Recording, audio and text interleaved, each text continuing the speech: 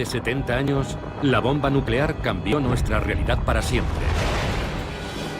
Por primera vez en la historia de la humanidad, ahora somos capaces de destruirnos a nosotros mismos como especie. La bomba lo cambió todo. Fue el detonante de la Guerra Fría. En Estados Unidos tenían que estar en alerta máxima. Esta es una alerta del mando aéreo. La bomba provoca algunas de las peores tensiones psicológicas de nuestra historia. Escalada armamentista internacional. Enfrentamientos y momentos críticos. Política, cultura, incluso sexo. Existía una especie de nerviosismo electrizante. ¡Fuego! Se crearon industrias para su fabricación. La energía atómica abre nuevos horizontes. Nuevas cámaras, películas y técnicas diseñadas para fotografiarla. Ahora, gracias a la última tecnología para restaurar las películas originales, podemos ver el increíble poder de este artefacto de otra forma. Una tecnología que cambió la existencia de la humanidad para siempre. La bomba ha desaparecido de la imaginación del público, pero aún sigue ahí. Aún seguimos viviendo bajo su sombra. A todo el mundo le afecta, es imposible esconderse. Es un problema medioambiental, es un problema político, es un problema moral. Es el problema más importante al que nos enfrentamos. La bomba.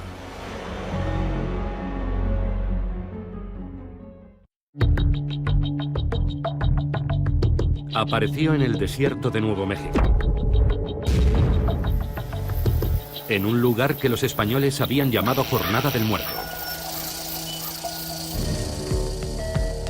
Aquí, a muchos kilómetros de cualquier lugar, la bomba cobró vida. El punto exacto es inaccesible, oculto en el interior de un campo de tiro militar de 8.000 kilómetros cuadrados. Pero una vez al año y durante unas horas, se abre al público.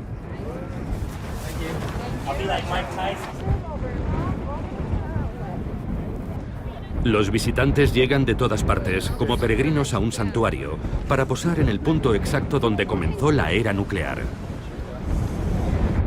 Aquí comenzó la era moderna. Es eso, un punto de inflexión. Es la zona cero, donde ocurrió todo. Sí, eso lo cambió todo.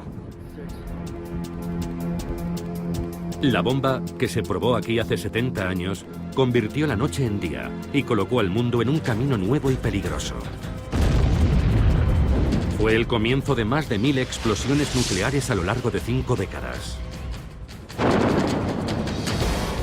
Prueba tras prueba, en paisajes desiertos e islas diminutas.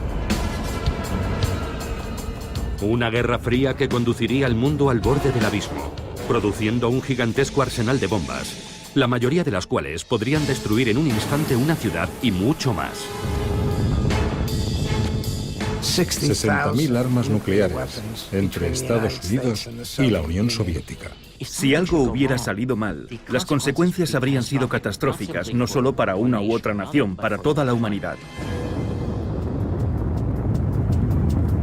Tan trascendente como el descubrimiento del fuego, la bomba marca una línea divisoria entre todo lo que existió antes y todo lo que llegó después. La guerra nuclear podría ser el fin de la civilización. Fue un cambio milenario en la historia de la humanidad. El mundo estaba amenazado.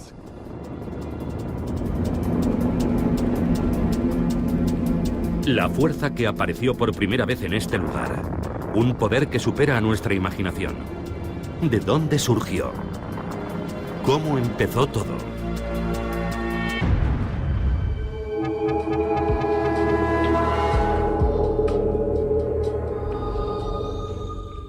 La comprensión sobre el funcionamiento del mundo sufrió una auténtica revolución. Y en 1938 en Alemania, y es importante subrayar en Alemania, tuvo lugar la mayor de todas las revoluciones. En Berlín, dos químicos alemanes, Otto Hahn y Fritz Strassmann, descubren que el uranio bombardeado con neutrones crea una nueva sustancia, el bario. No tienen ni idea de por qué, pero una amiga, la física Lise Meitner, se da cuenta rápidamente. Han dividido el átomo de uranio. lo que ella llama la fisión nuclear. Meitner publica sus conclusiones en la revista Nature. La noticia empieza a difundirse entre la comunidad internacional de físicos. Las implicaciones del descubrimiento fueron evidentes para todos los físicos. Con una pequeña cantidad de material podías producir una cantidad enorme de energía. El momento no podía ser peor. La Alemania nazi se encuentra en su punto álgido. Adolf Hitler está a punto de iniciar la Segunda Guerra Mundial.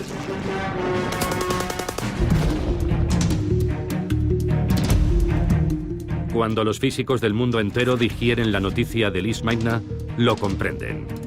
Este descubrimiento, la fisión nuclear, podría decidir el resultado de la guerra. El uranio Es fisible. bombardeado con un neutrón, Produciendo Una enorme cantidad de energía. Mucha energía. según la ecuación de Einstein. E igual a mc cuadrado. Cualquier físico sabía. En todo el mundo. que podía construirse una bomba atómica Por los nazis. El descubrimiento se había realizado en Alemania y Alemania tenía muy buenos físicos.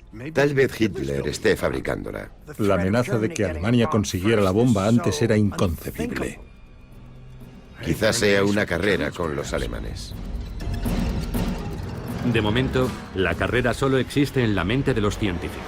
Nadie más entiende el peligro de una bomba que todavía no existe. El físico Leo Szilard está convencido de que la única forma de detener a Hitler es conseguir la bomba antes que él. Szilard escribe una carta, una advertencia sobre el peligro de la bomba atómica nazi. Szilard pensó que la mejor estrategia era conseguir que Einstein, el famoso científico, firmara una carta para el presidente Roosevelt para que se pusieran en marcha. La carta de Szilard y la fama de Einstein logran su objetivo. El presidente Franklin Roosevelt autoriza un proyecto para investigar con uranio.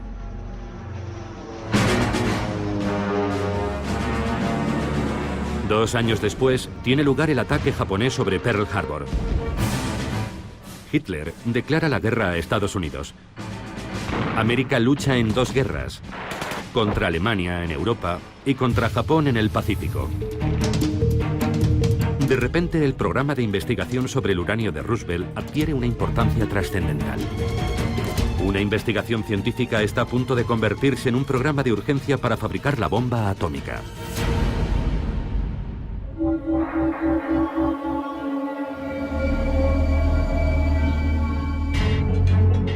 La bomba tenía sus raíces en muchos lugares, todos ellos controlados por el Cuerpo de Ingenieros del Ejército de Estados Unidos. En este edificio de Broadway, Nueva York, los ingenieros instalaron una oficina. En el piso 18, empezó a tomar forma el mayor proyecto científico gubernamental de la historia.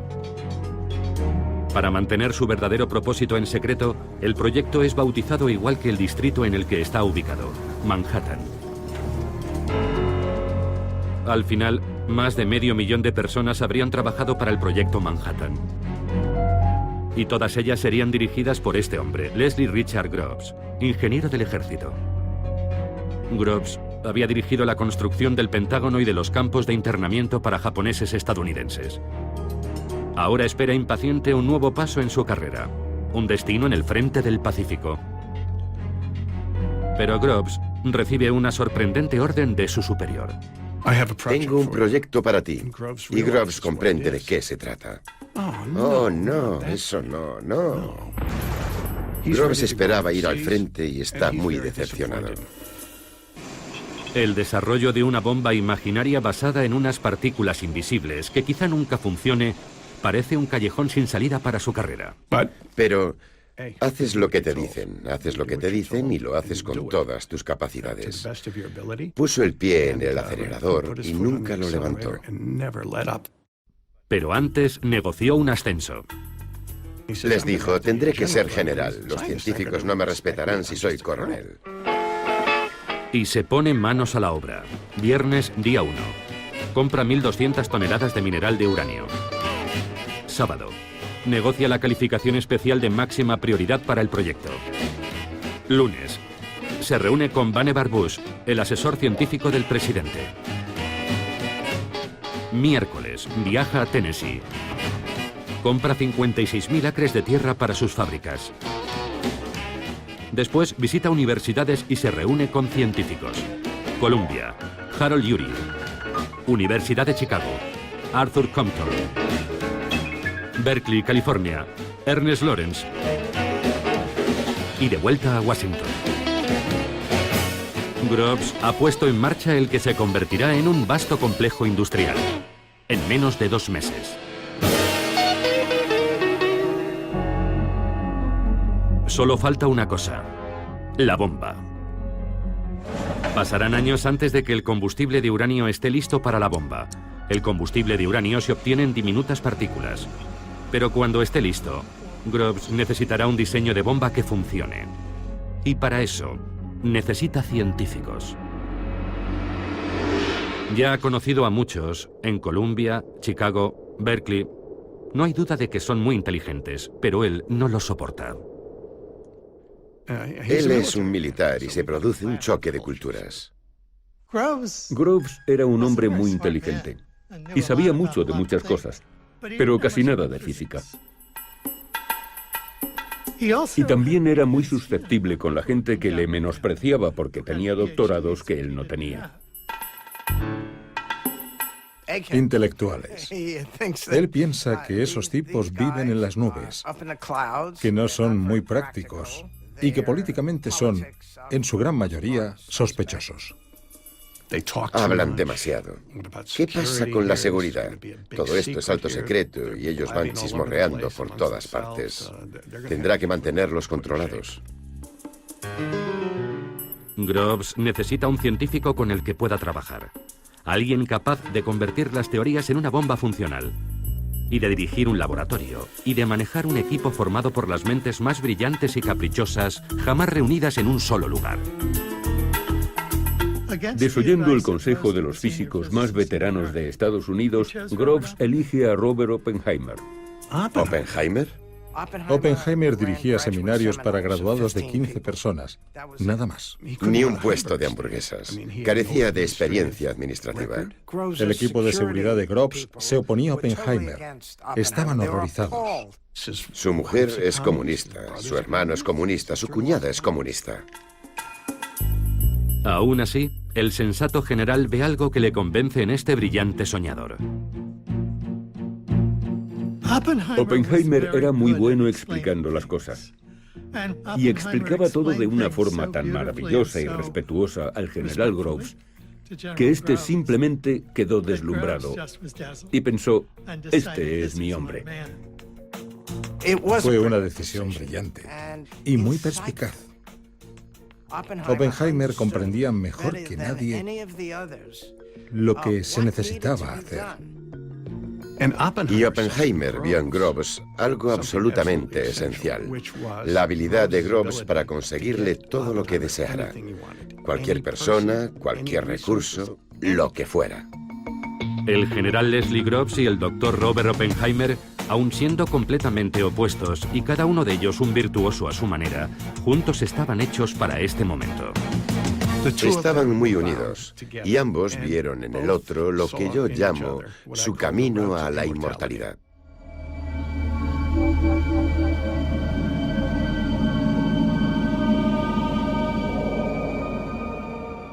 ...1942. Groves ha encontrado a su científico. Ahora necesita un tipo especial de uranio, el 235, el único material que puede producir una explosión atómica. El uranio natural, el uranio 238, no sirve. Y ese es un gran problema. El uranio que se extrae de la Tierra solo contiene un 0,7% de uranio 235. Así que teníamos que separar el U-235 del U-238 y no puedes hacerlo mediante la química porque todo es uranio. Groves construyó un gigantesco complejo en Oak Ridge, Tennessee, para producir U-235. Pero el proceso es desesperadamente lento. Obtener U-235 en cantidades diminutas no es difícil, pero como tienes que hacerlo átomo a átomo, es una enorme tarea. Solo para una bomba se necesitan kilos de uranio. y conseguirlos átomo a átomo llevaría años. Pero el químico Glenn Seaborg encuentra otra opción, el plutonio. Puede producirse más rápidamente que el uranio en un reactor nuclear. Groves ordena construir otro complejo en Hanford, Washington, reactores para producir plutonio. Pero todo eso lleva su tiempo. Y las dos guerras van muy mal. En el Pacífico, los japoneses invaden Filipinas y obligan a 60.000 prisioneros de guerra débiles y hambrientos a caminar 100 kilómetros sin apenas comida y agua. Es la marcha de la muerte de Bataan. Si te detenías, te mataban. Si no podías dar un paso más, morías. ¿Y cómo te mataban? O te atravesaban con la bayoneta, o te disparaban, o te decapitaban. Dependía de cómo se sintieran.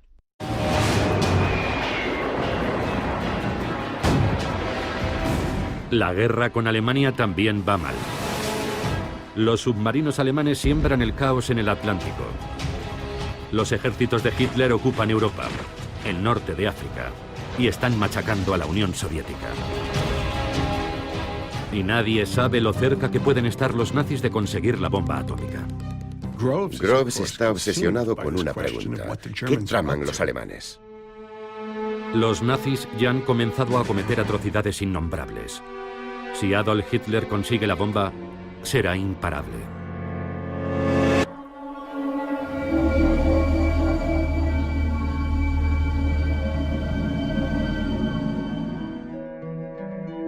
La bomba había nacido en la mente de los hombres. Pero para fabricarla necesitaban estar aislados, libres de distracciones y el mayor secreto. Aquí, en lo más profundo de las montañas Gemed, podrían seguir sus pensamientos, hacer cálculos y resolver sus ecuaciones. Los Álamos, Nuevo México, el lugar donde trabajaron los científicos, fue creado por y para la bomba. Hoy solo quedan algunos restos de sus comienzos. Una vieja cantina. Barracones del ejército. La casa de Robert Oppenheimer. Y el edificio principal de lo que antaño fue un colegio privado para chicos.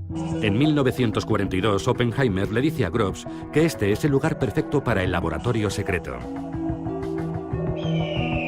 En lo alto de una colina, en medio de un bosque nacional, con tan solo una línea telefónica conectada al exterior. Está aislado. Mantendremos a esos científicos lejos de todo a lo que están acostumbrados y así podremos vigilarlos. Y cerraron el colegio. ¡Bum! Podemos empezar ya. Oppenheimer debe convencer a algunos de los mayores talentos de Estados Unidos para que se trasladen a un lugar en mitad de la nada, a vivir tras las alambradas durante un tiempo indefinido. Un buen vendedor debía convencerlos para que fueran a Los Álamos, y a Oppenheimer se le daba muy bien. Al final serían miles los reclutados para trabajar en la bomba. Hal Bell era ingeniero aeronáutico. Lily Horning y su esposo Don eran científicos. Para todos, su incorporación al proyecto empezó con una conversación críptica y misteriosa. Había un comandante detrás del escritorio y dijo: tengo un trabajo muy elitista para vosotros, solo aceptamos voluntarios. Cuénteme más. Y dijo: no puedo. A Don le preguntaron: ¿te gustaría tener otro trabajo? Y dijo: cuéntame un poco más. Y él contestó: no puedo. Dígame dónde sería. No puedo. ¿En qué parte del país? ¿Norte, sur, oeste? No, no puedo decirle nada. Le pregunté: dígame lo que haría. No puedo. Yo le dije: si cree que voy a presentarme voluntario, está loco. No voy a arriesgar mi futuro por algo de lo que no sé absolutamente nada. Es ridículo. Y me dijo: Horning, ¿has visto esos carteles en la oficina de correos en los que el tío Sam te señala con el dedo? A Don le pareció muy sensiblero, pero recibimos el mensaje. Al día siguiente estaba de camino a Oak Ridge. Sin embargo, incluso en mitad de una emergencia nacional como aquella, algunos activos son ignorados. Las mujeres de Los Álamos llevaban los colegios, las bibliotecas, hacían gran parte de los cálculos, pero aquel era un entorno masculino. Algunas mujeres trabajaban como mecanógrafas y operadoras. Pero entre los más de 400 científicos, menos de 10 eran mujeres. Lily Hornin era una de ellas. ¿Eres rápida escribiendo a máquina? Les dije, yo no escribo a máquina. ¿Y por qué crees que puedes trabajar aquí? Les dije que era licenciada en química con una maestría y un año de experiencia. Al final me ofrecieron un trabajo en el departamento de química. Cogieron a algunas mujeres, pero dejaron muy claro que no estábamos en la primera categoría. La primera lección que recibían era mantener el secreto. Oficialmente, Los Álamos no existe. Se llama Sitio Y, o La Colina. Y la bomba solo es nombrada como el artefacto. Solo necesitas saber lo suficiente para hacer tu trabajo, nada más. Y no hagas preguntas acerca de ninguna otra cosa. Todo era alto secreto, haz lo que te dicen. No me dieron ninguna información preliminar. Ellos sabían perfectamente quién era yo y por qué estaba allí. Y eso era más de lo que yo sabía. Yo apenas sabía nada del proyecto. Había oído algunos rumores acerca de que allí se construían globos, submarinos. No se hablaba de bombas, átomos, uranio. No hablabas de nada. Mi mujer no sabía lo que hacíamos. Oak Ridge, donde se produce el uranio, se había creado prácticamente de la noche a la mañana. Un año antes, esa ciudad solo era una granja. Y de repente había una gran ciudad con 70.000 habitantes, casas, calles. Los Álamos, Nuevo México, estaba mucho más aislado y menos desarrollado. Hugh Bradner, uno de los científicos de Los Álamos, tiene una cámara de cine. Las películas caseras de los Bradner nos ofrecen un valioso testimonio de la vida en Los Álamos. Su valor es extraordinario porque no existen más películas. Es una visión del interior de la instalación más secreta del mundo, en lo más profundo del lejano oeste. Muchas de esas personas procedían de medios urbanos y académicos, y aquí llevaban una vida bastante primitiva. Las condiciones de vida eran muy duras. Podías abrir el grifo y tenías tantas probabilidades de que salieran gusanos como de que saliera agua. Había barro por todas partes durante la estación lluviosa. El lado bueno eran las fiestas y que Oppenheimer era un gran director de laboratorio. Y el ponche estaba animado con alcohol puro de laboratorio. Así que se convirtió en algo muy emocionante. La media de edad es de 25 años. Y todos saben que su trabajo quizás sea lo único que pueda evitar una bomba atómica nazi. Yo llegué a Estados Unidos a los 12 años desde la Alemania de Hitler. Y mi motivación tenía mucho que ver con eso. A todos les dijeron que podían acortar la guerra con sus esfuerzos y era todo lo que necesitaban saber. En la primavera de 1944 ya tienen un diseño. Se parece a un cañón. Una pieza de uranio fisible se dispara contra otra pieza, logrando una masa crítica y la explosión nuclear. Es muy simple, pero no hay combustible suficiente para probarlo. La producción de uranio es tan lenta que se necesitarían años para producir suficiente combustible para una sola bomba. El plutonio puede producirse con mayor rapidez, y esa es la clave para fabricar muchas bombas.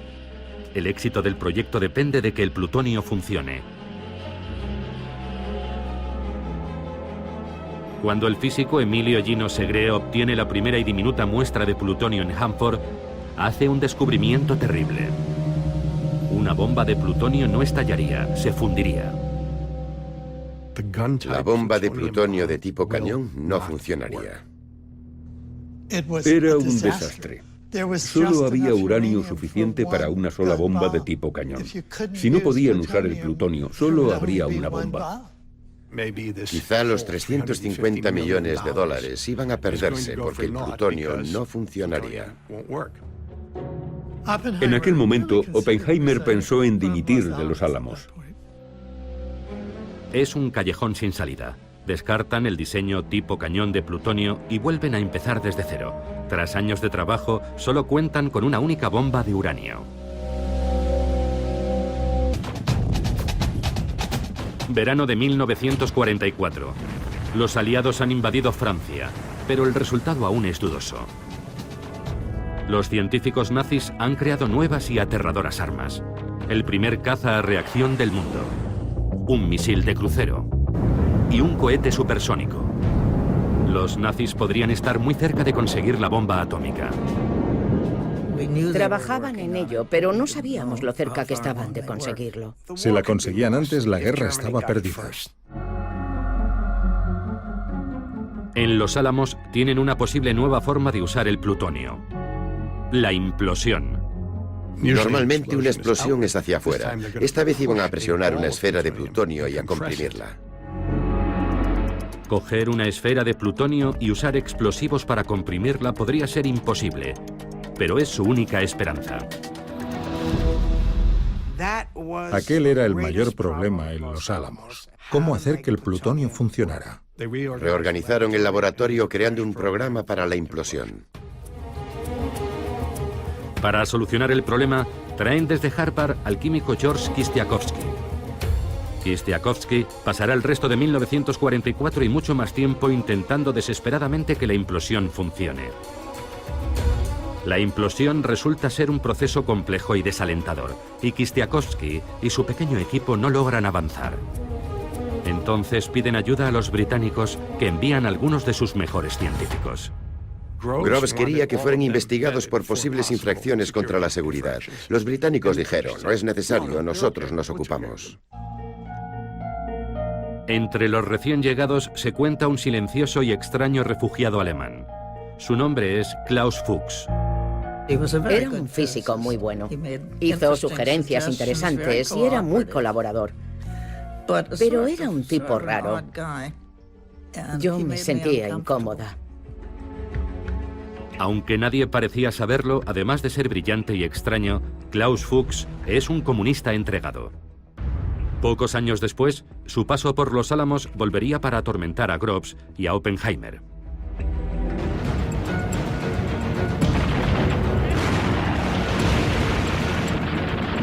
A comienzos de 1945, la guerra en Europa se encuentra en sus últimos meses.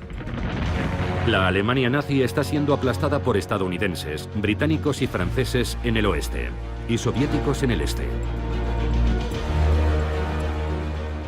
En Los Álamos, el diseño de la bomba de uranio de tipo cañón está terminada, y solo falta el uranio. En verano habrá suficiente para una sola bomba. En cuanto a la bomba de plutonio, siguen trabajando en la implosión. Entonces, en abril, sucede la tragedia.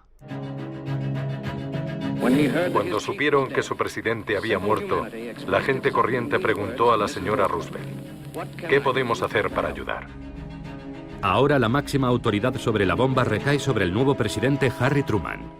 Mis obligaciones y responsabilidades son claras, y las he asumido. Pero hay una enorme responsabilidad que no está nada clara. Increíblemente, Truman nunca ha oído hablar de la bomba. Acepta una responsabilidad de la que nunca había oído hablar. Roosevelt no se lo había contado. Truman, el vicepresidente durante 82 días, solo se había reunido una vez con Roosevelt para hacerse una fotografía. Por cierto, estás al mando de un proyecto que podría terminar con la civilización. Muchas gracias. En mayo, Alemania se rinde. La guerra en Europa ha terminado.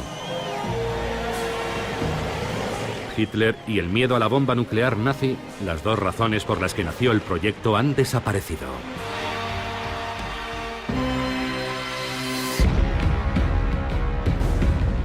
Pero en el Pacífico la guerra contra Japón sigue siendo feroz. El trabajo no había terminado. Yo era un niño de 7 años en aquella primavera de 1945 y recuerdo que seguían muriendo hombres jóvenes cada día. Puede que el temor a Alemania inspirara la carrera nuclear, pero Japón es ahora el único enemigo y por lo tanto el objetivo de la bomba.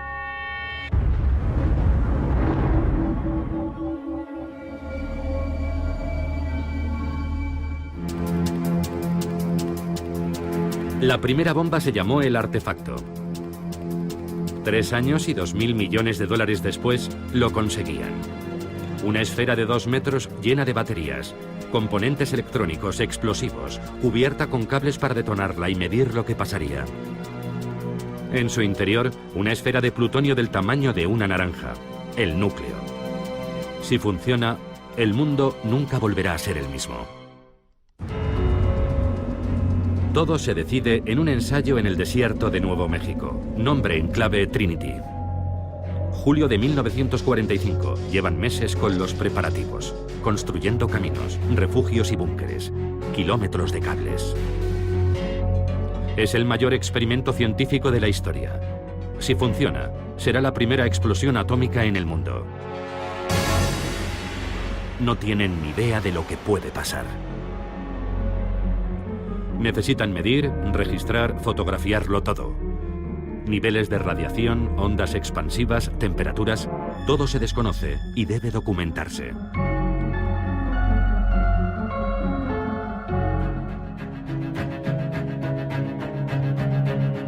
A miles de kilómetros, en Potsdam, Alemania, el presidente Truman negocia con Stalin.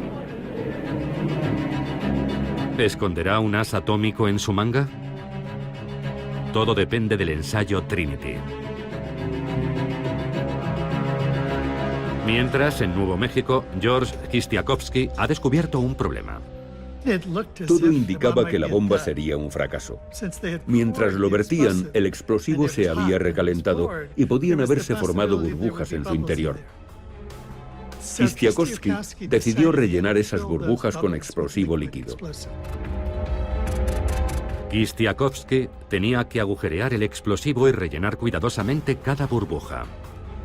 El resultado dependía de su trabajo y no podían saber si funcionaría. Se realizó un ensayo el 14 de julio, una prueba con explosivo real que salió muy mal. Aquello hizo que todos se preocuparan aún más.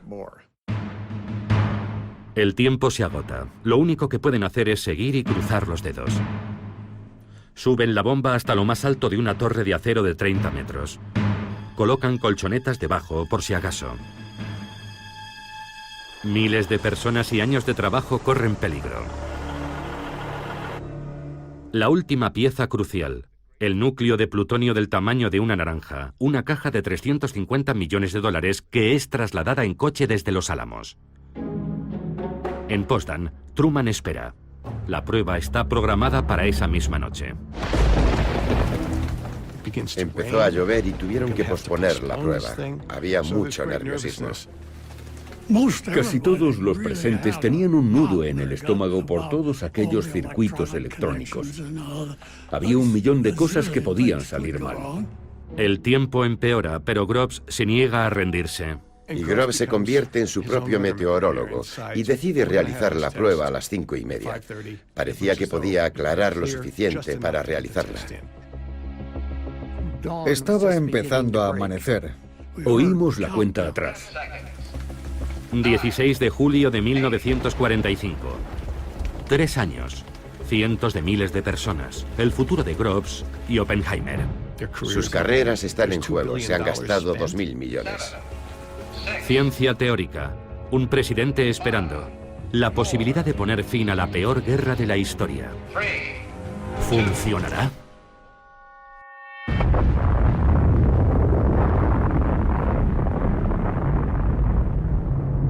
El mundo nunca volverá a ser el mismo.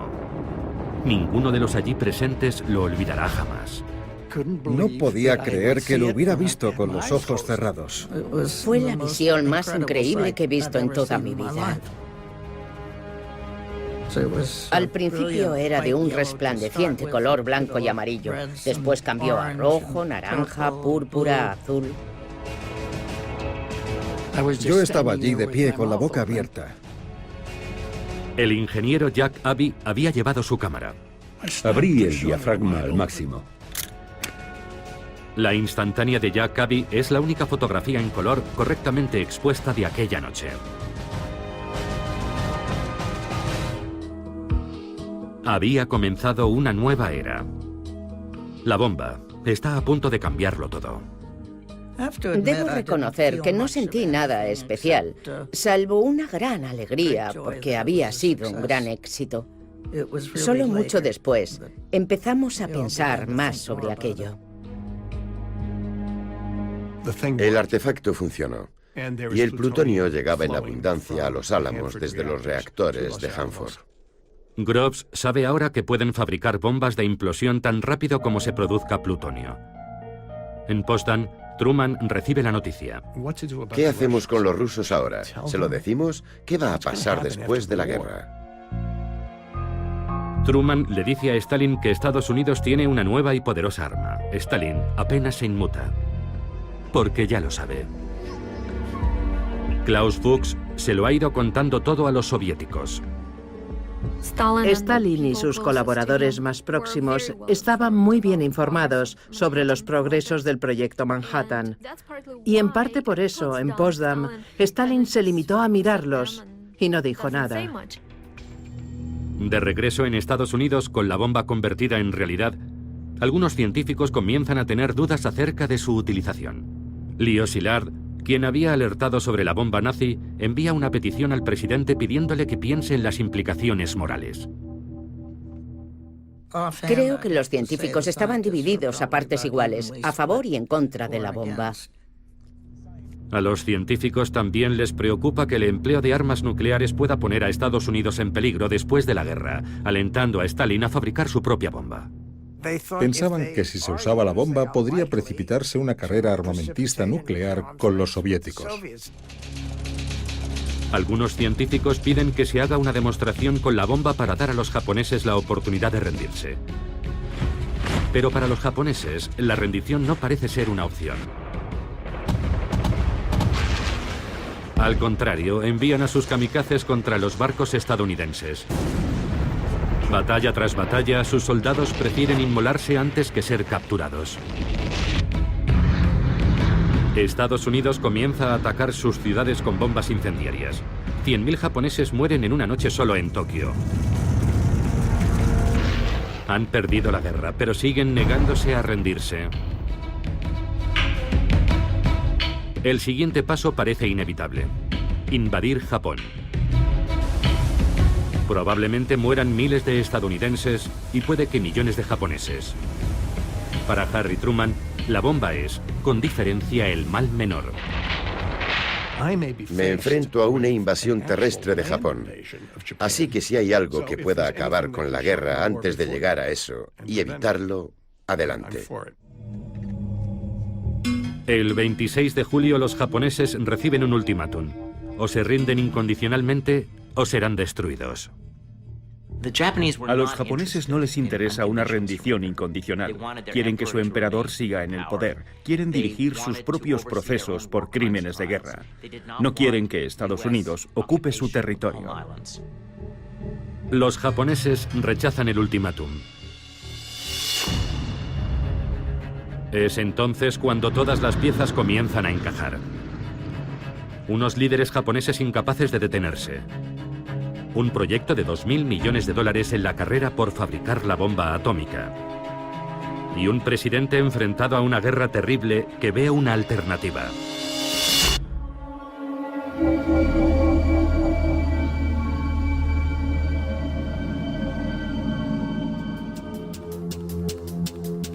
Lo que sucede a continuación, el lanzamiento de 2 bombas atómicas sobre Japón en agosto de 1945, se convertirá en la decisión más controvertida de Estados Unidos. Increíblemente, 70 años después, las evidencias sugieren que en realidad el presidente nunca dio la orden. Quizá una vez fabricada la bomba, fuera más difícil detenerla que lanzarla. Existe un debate acerca de si Truman autorizó realmente o no el uso de la bomba. Y mi opinión es que él nunca lo hizo, que la inercia era tan grande que Truman, nuevo en el cargo, decidió no interferir con los planes en curso. En la isla Tinian, en el Pacífico, la bomba de uranio apodada Little Boy está lista. No se ha probado, pero es tan sencilla que están seguros de que funcionará. La bomba es cargada en el B-29 Enola Gay. El 6 de agosto, pocas horas antes del amanecer, despega el bombardero. Volará 2.500 kilómetros a través de la noche. A las 8:15 de la mañana lanza la bomba sobre Hiroshima. La bomba es ahora dueña de su destino. Cuando llega a los 600 metros, explota. La bola de fuego de 500 metros de radio alcanza una temperatura de 10.000 grados.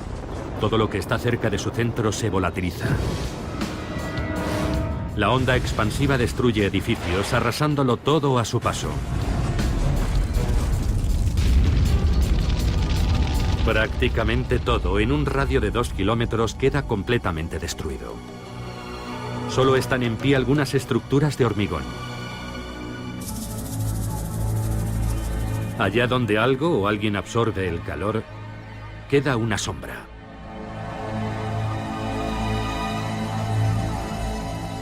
Como mínimo murieron 80.000 personas.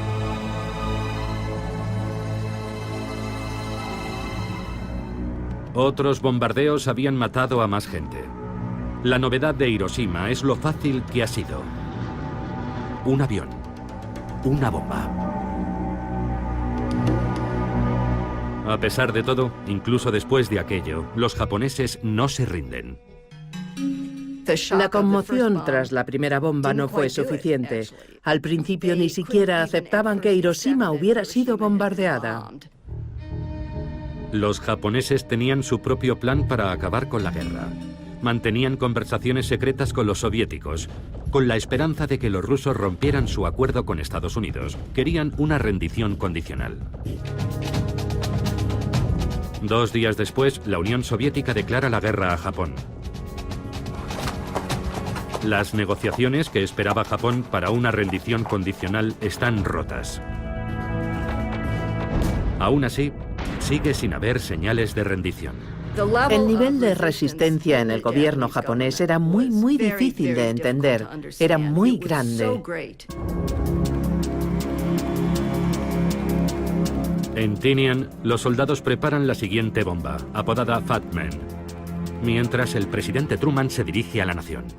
Si no aceptan nuestras condiciones, pueden esperar una lluvia de destrucción desde el aire como la que nunca se ha visto en esta tierra. El 9 de agosto despega un B-29 con la bomba Fat Man a bordo. El objetivo es Kokura. Pero las nubes ocultan Kokura y el avión cambia de rumbo hacia un objetivo alternativo. Miles de personas se han salvado gracias a la nubosidad. Otras morirán en su lugar. La segunda ciudad alcanzada por la bomba atómica no será Kokura, sino Nagasaki.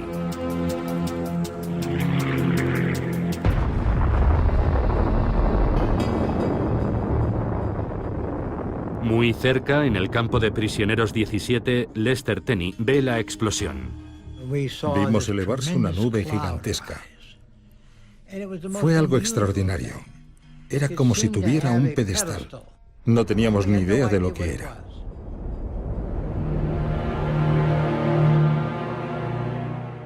$70.000 personas murieron. Pero a pesar de la invasión soviética y las 2 bombas, los líderes japoneses seguían negándose a aceptar la rendición. Los rusos les invaden y aún así no se rinden. Cuando lanzan la segunda bomba, el emperador decide rendirse. Incluso entonces el ejército japonés se niega. Nada habla a favor de los japoneses. Nada.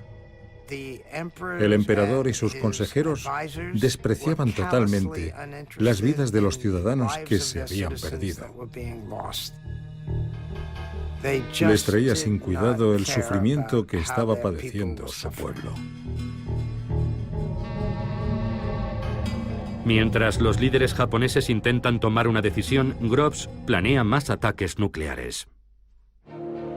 Las órdenes relativas a las bombas son seguir usándolas en cuanto estén listas.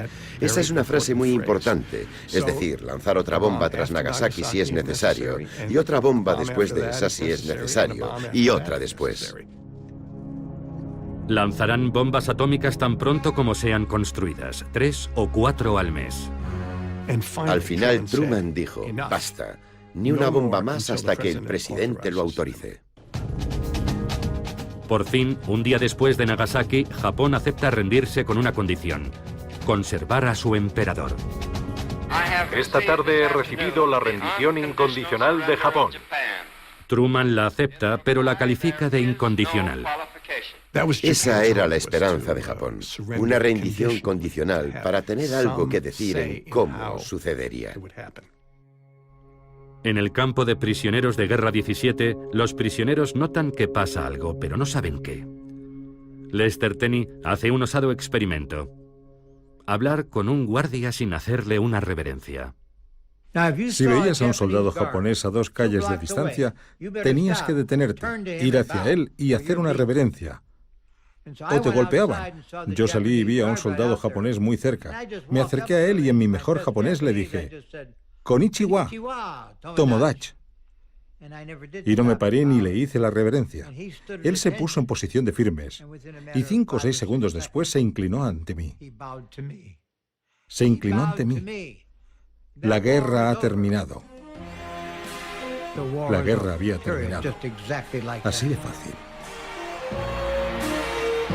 El 2 de septiembre de 1945, Japón firma los documentos de su rendición. La Segunda Guerra Mundial ha terminado. La guerra había terminado. Nos sentimos muy aliviados. Es oficial, la guerra ha terminado y la victoria es nuestra.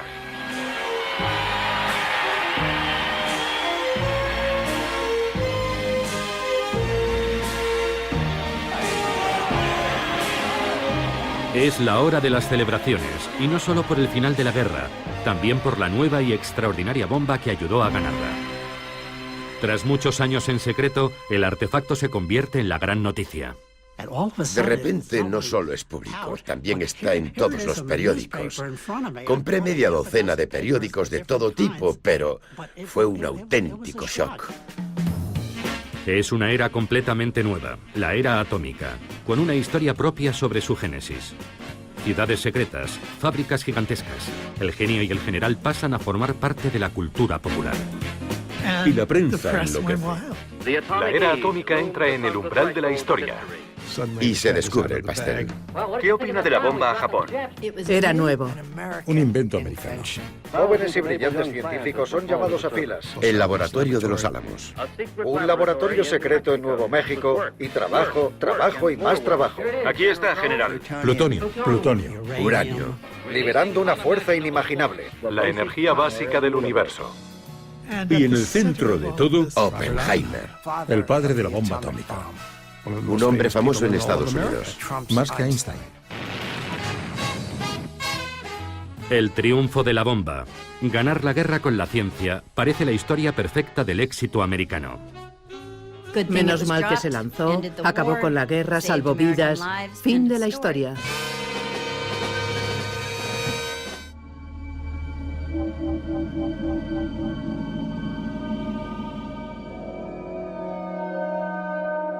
La bomba parecía haber encontrado la respuesta a cómo acabar con la guerra, pero también había planteado nuevos interrogantes.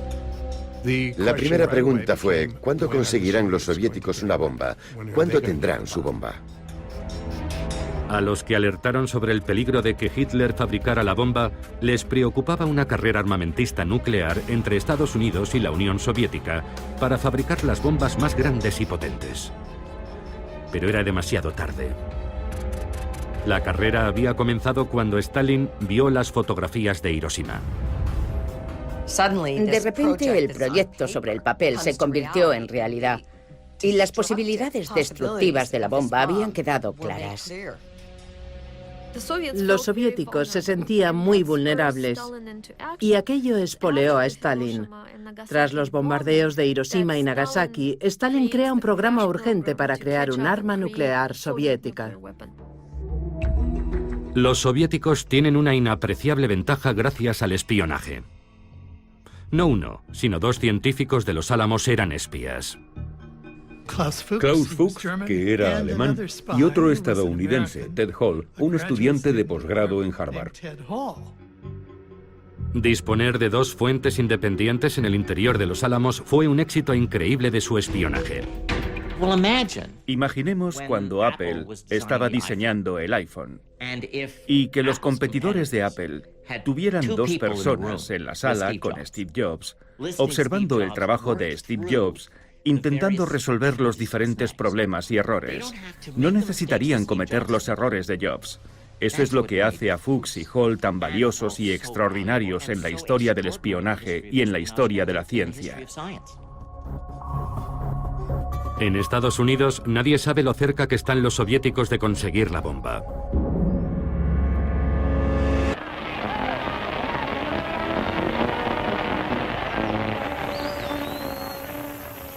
Cuando la guerra termina, los estadounidenses vuelven a la normalidad y disfrutan de la paz. Pero la bomba atómica es una incógnita que planea sobre su futuro. El proyecto Manhattan sigue operativo. ¿Qué hacemos con la bomba? ¿Cuántas tenemos? ¿Cuántas más fabricamos? En Nuevo México, los científicos esperan impacientes el momento de regresar a sus hogares y universidades. Había profesores jóvenes que tenían buenos trabajos y también había estudiantes que aún no habían terminado sus estudios. Hay que recordar que vivían en pequeñas cabañas de madera con estufas de carbón, que la comida era mala y que las calles estaban llenas de barro. En cuanto la guerra terminó, todo el mundo se marchó. La ciudad pasó de tener 3 o 4 mil personas a 1000 en cuestión de semanas. Robert Oppenheimer, cuya visión creó Los Álamos, es uno de los que se marcha. El laboratorio que él había construido parecía destinado a desaparecer. Hace 70 años, la bomba nuclear cambió nuestra realidad para siempre. Por primera vez en la historia de la humanidad, ahora somos capaces de destruirnos a nosotros mismos como especie. La bomba lo cambió todo. Fue el detonante de la Guerra Fría. En Estados Unidos tenían que estar en alerta máxima. Esta es una alerta del mando aéreo. La bomba provoca algunas de las peores tensiones psicológicas de nuestra historia.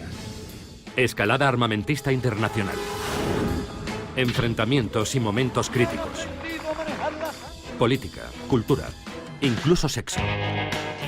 Existía una especie de nerviosismo electrizante. ¡Fuego! Se crearon industrias para su fabricación. La energía atómica abre nuevos horizontes. Nuevas cámaras, películas y técnicas diseñadas para fotografiarla. Ahora, gracias a la última tecnología para restaurar las películas originales, podemos ver el increíble poder de este artefacto de otra forma. Una tecnología que cambió la existencia de la humanidad para siempre. La bomba ha desaparecido de la imaginación del público, pero aún sigue ahí. Aún seguimos viviendo bajo su sombra. A todo el mundo le afecta, es imposible esconderse. Es un problema medioambiental, es un problema político, es un problema moral. Es el problema más importante al que nos enfrentamos. La bomba.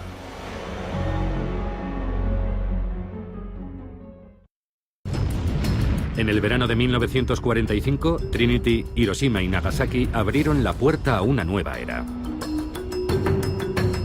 Pero no sería hasta un año después, en el verano de 1946, cuando un hecho crucial decidiría el futuro de la bomba.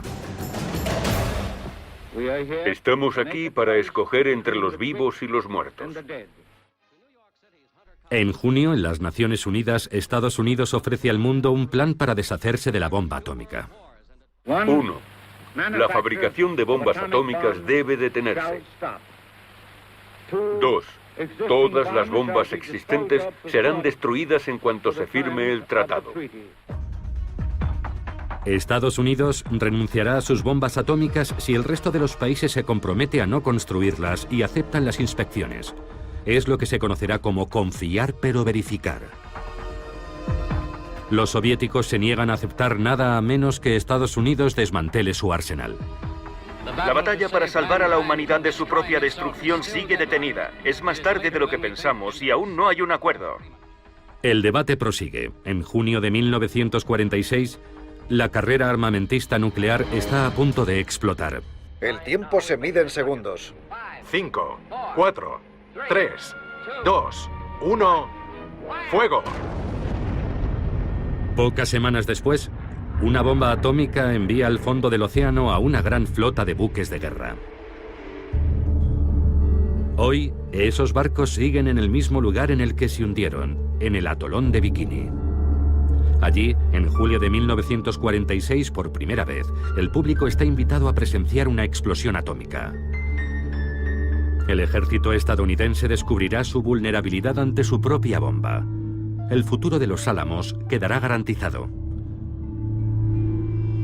Todo ello como resultado de un acontecimiento llamado Crossroads, encrucijada. Crossroads es la idea de este hombre. Louis Strauss, o Strauss, como le gustaba que le llamaran. Una figura curiosa, un vendedor de zapatos que se había hecho muy rico. Era almirante de la Armada, aunque nunca había pisado un barco. Un político extremadamente ambicioso. Strauss está preocupado por la Armada. ¿Cómo afectará la bomba atómica a su futuro? ¿Qué teníamos en el país? Teníamos al ejército y a la marina. ¿Qué significa la bomba para ellos? Es lo que hay que tener, el arma decisiva. Todos la quieren. Pero solo la tiene la Fuerza Aérea, que en 1946 sigue formando parte del ejército. Para la gente, la Armada estaba obsoleta y la Fuerza Aérea controlaría cómo se ganan las guerras. El argumento en la Marina durante la Guerra Fría era: la Unión Soviética es nuestro adversario, el ejército es nuestro enemigo. Louis Strauss cree tener la respuesta para el problema de la Marina. Un ensayo nuclear para demostrar que los buques de la Armada pueden sobrevivir a las bombas atómicas. La Operación Crossroads. Una especie de competición entre la Marina y el ejército. Los bombarderos de la Fuerza Aérea intentarían hundir los buques de la Marina. La primera baja en esta contienda es Leslie Groves. La Marina, no Groves, estará al mando de la Operación Crossroads. Harán la prueba en mitad del Océano Pacífico, en la pequeña isla de Bikini. La Marina desaloja a los habitantes y reúne a la flota que hará de blanco. 90 barcos capturados a alemanes y japoneses y excedentes de Estados Unidos serán bombardeados. Habrá 3 explosiones: Able, Baker y Charlie, una aérea y 2 submarinas. Crossroads es una operación gigantesca. $100 millones, 42.000 hombres y 240 barcos, sin contar los barcos Diana, instrumentos, cámaras y más cámaras. Películas, kilómetros y kilómetros de película. Animales para que los médicos puedan estudiar los efectos de la bomba en seres vivos. Y reporteros de todo el mundo. Una demostración, un espectáculo. Al final todo está listo. Ha llegado el día de Able. 1 de julio de 1946. Comienza el espectáculo. El bombardero El Sueño de Dave ruge al despegar. Para la primera prueba, Able se lanzará la bomba desde un avión. La escotilla de lanzamiento se abre. El avión se aproxima y lanza la bomba.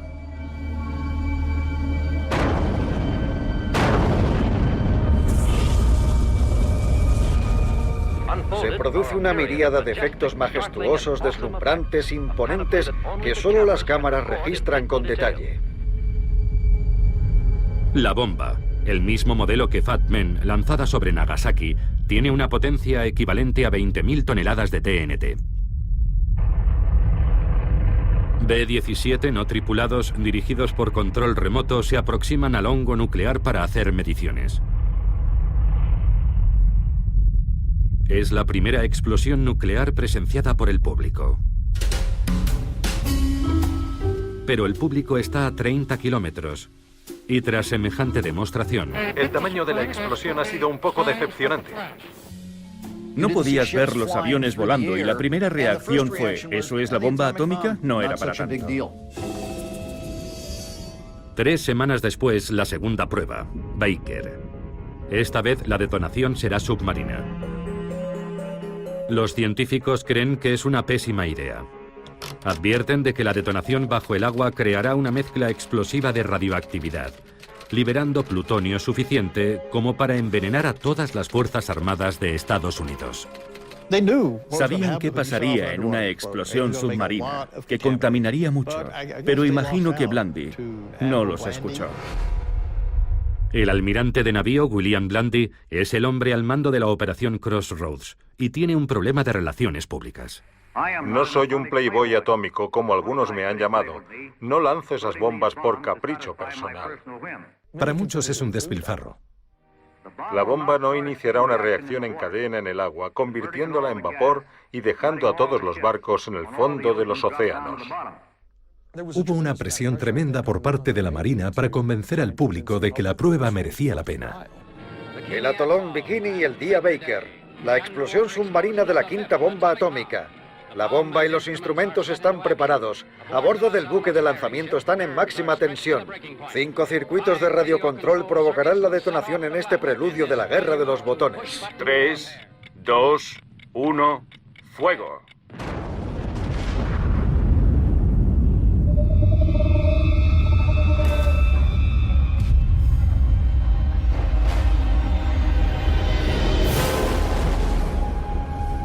La onda expansiva submarina es claramente visible.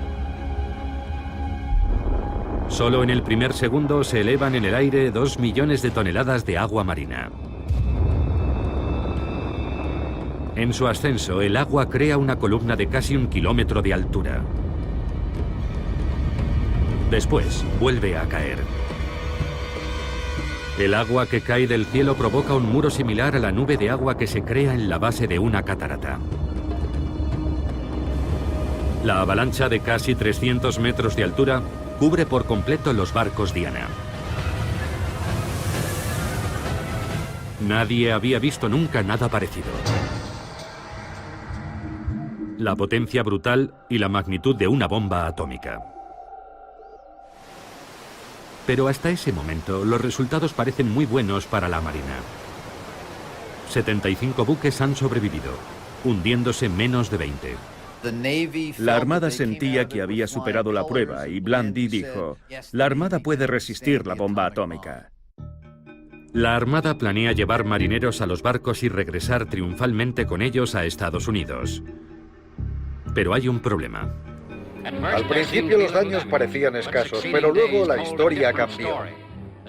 La ola de 300 metros que había empapado los barcos era altamente radiactiva. Los barcos están contaminados.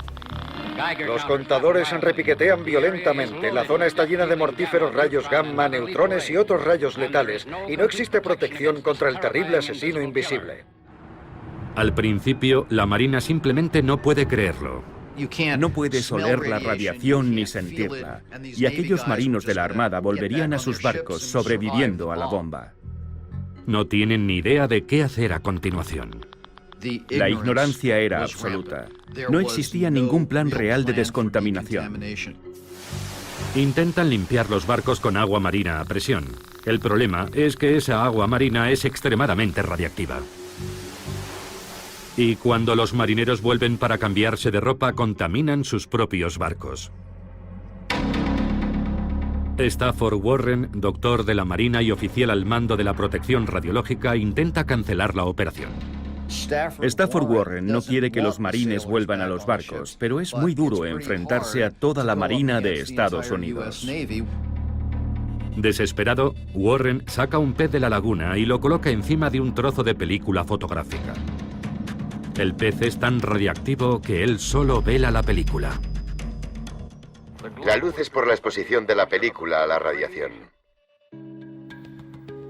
Finalmente, el almirante Blandy y la Marina se convencen. La operación Crossroads se suspende. Fue el primer desastre nuclear de la Tierra. Solo 9 barcos pudieron ser descontaminados con éxito. El resto fueron remolcados y hundidos deliberadamente.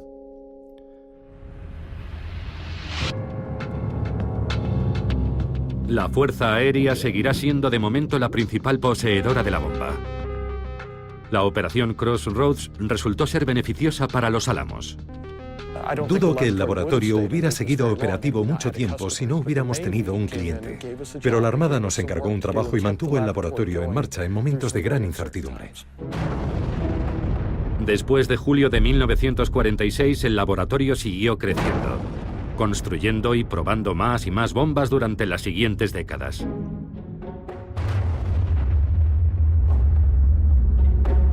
Crossroads también se convirtió en parte de la cultura popular. Incluso hoy, el lanzamiento Baker continúa siendo la imagen más duradera del poder de la bomba atómica.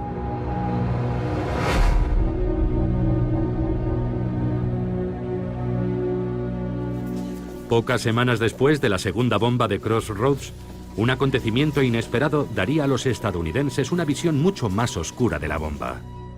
Por primera vez, se abre un gran debate público sobre su utilización. El 31 de agosto aparece el último número de la revista The New Yorker. En su portada, una optimista visión de un día de verano en Central Park. En su interior, un retrato muy diferente de otra ciudad, un día de verano. Un solo artículo ocupa todo el número, un reportaje de John Hersey sobre la experiencia de los habitantes de Hiroshima, contada a través de los testimonios de 6 supervivientes. Uno es un sacerdote católico, otra es la viuda de un sastre. Un par de ellos son médicos, son personas con las que un americano puede identificarse. El número especial se agota en pocas horas. Hiroshima por John Hersey. Este sorprendente reportaje en la revista The New Yorker ha conmovido a los americanos. Emisoras de Inglaterra, Canadá, Australia y Estados Unidos se saltan su programación y emiten lecturas dramatizadas. Esta crónica del sufrimiento y la destrucción no es una defensa del enemigo, es una advertencia. Lo que les pasó a los habitantes de Hiroshima hace un año podría suceder de nuevo en cualquier parte. Capítulo 1. Un resplandor silencioso. Exactamente a las 8:15 de la mañana. Nadie había visto nunca las consecuencias de una bomba nuclear, y el conocimiento de lo que aquello había significado no se comprendió realmente hasta mucho tiempo después. En agosto de 1946, un año después de Hiroshima, un ensayo ofrece al mundo una perspectiva completamente nueva sobre la bomba. Las consecuencias son enormes. El libro hace que la gente comience a replantearse su opinión sobre las bombas nucleares. Pero las armas nucleares son ahora el elemento clave para la seguridad del país. Truman y sus asesores empiezan a pensar que el armamento nuclear puede ser la base de la diplomacia. Al exsecretario de Guerra, Henry Stimson, le preocupa que los estadounidenses comiencen a oponerse a las armas nucleares, y escribe una respuesta al reportaje de The New Yorker justificando el uso de la bomba. Cuenta que había 2 opciones, usar la bomba o invadir Japón. Y ese es un planteamiento falso. Había otras alternativas, tanto a la bomba como a la invasión. ¿Se habría rendido Japón si no se hubiera usado la bomba atómica? Es imposible contestar. No se puede reescribir la historia. Si Truman no hubiera usado la bomba, ¿por qué no lo hizo? ¿Mi hijo murió porque tú no usaste la bomba? Un avión americano ha lanzado hoy en tierra. El debate ha continuado hasta hoy. La única certeza es que la vida en la era atómica resultó ser mucho más complicada de lo que se creía cuando apareció la primera bomba atómica.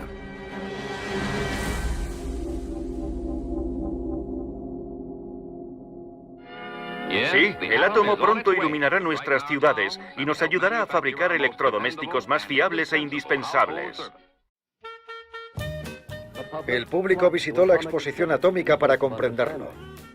La bomba poseía cierta mística, tanto aterradora como estimulante. Existía otra faceta de la era atómica, los rayos X y la medicina, la energía atómica y todas esas cosas que iban a contribuir a una vida mejor. El átomo ha llegado a la ciudad. Atomic power was given by the mighty hand of God.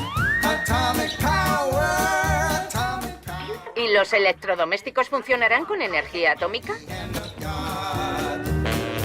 Esta prosperidad la alimenta un metal más precioso que el oro y la plata. Hay uranio en las colinas. Protegerá su salud, mejorará sus alimentos, le proporcionará productos más baratos y una mayor seguridad. Hiroshima and Nagasaki paid a big price for their sins. When scourged from the face of earth, their battle could not win. But on El átomo pacífico ya no es un sueño de laboratorio, es algo que ya está aquí produciendo milagros. ¿Esta máquina también funcionará con energía atómica? Como si funciona con queroseno, mientras yo sea el que dé al interruptor. Con el uso creciente de la energía atómica, más ciudades se convertirán en ciudades atómicas. Una parte de la primera era atómica sigue hoy igual de fuerte. ¿De dónde viene el bikini? El creador del bañador lo diseñó 4 días después de los ensayos en la isla Bikini, debido a su peligroso potencial explosivo.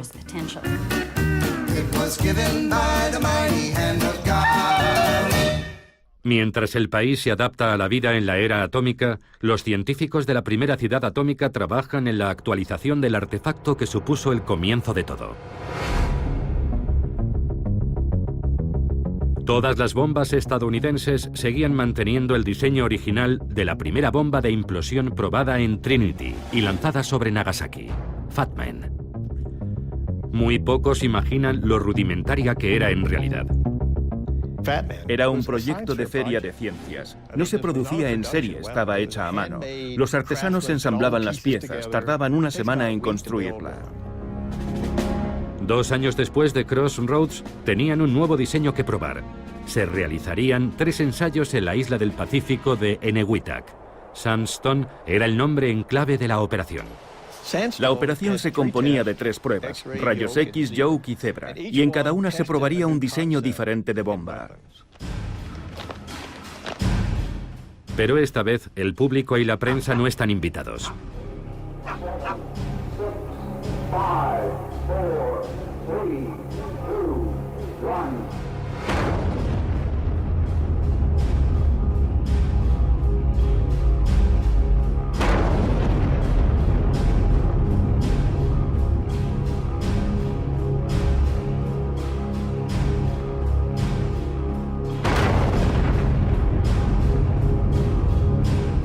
Sandstone es el final de una era. En enero de 1947, la bomba pasa a estar bajo el control de la autoridad civil, gestionada por la Comisión de la Energía Atómica, CEA. Enseguida sustituirán la bomba artesanal Fat Man por un nuevo modelo, la primera bomba atómica fabricada en serie. Se crea un nuevo laboratorio para fabricar las bombas que los Álamos diseñan. Es el comienzo del complejo armamentístico nuclear estadounidense, un gigante industrial que va a dirigir la fabricación de bombas y los ensayos nucleares durante décadas, a través de las diferentes administraciones y hasta el final de la Guerra Fría.